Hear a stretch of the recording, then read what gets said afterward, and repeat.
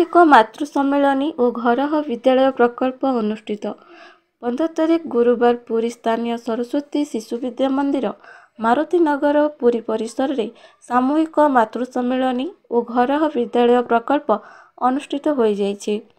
Professor doctor Maheshwar दासंग सभापतित्व रे अनुष्ठित कार्यक्रम रे मुख्य अतिथि भावे श्री जगन्नाथ संस्कृत विश्वविद्यालय पूर्वतन वेदांत विभाग प्रमुख श्रीयुक्त प्रभात रंजन महापात्र और विशिष्ट अतिथि भावे शिक्षक तथा साहित्यिक आलोक कुमार प्रधान जोगदे माँ ही समाज रे शिशुर सर्वांगीन विकास रे सहायक तथा नारी सौभाग्य पूज्य बोली आलोकपात करथिले।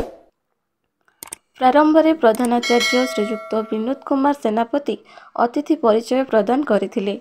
विभिन्न प्रतियोगिता रे अंशग्रहण करिथिबा माँ मानकु अतिथि माने पुरस्कृत करने सहित बाटिका विभागर गुरुमा प्रशांति त्रिपाठी और अनिता जेना नाच गीत माध्यम और क्रियाकलाप माध्यम शिशु मानकु किपरि पाठ्यक्रम रे अंतर्भुक्त करा जिवो तार किछि किछि झलक प्रदर्शन करथिले। आचार्य स्नेहलता दास मंच परिचालन करने सह समस्त गुरुजी गुरुमा कार्यक्रम को त्वरान्वित करथिले। Bureau report Odisha trending news.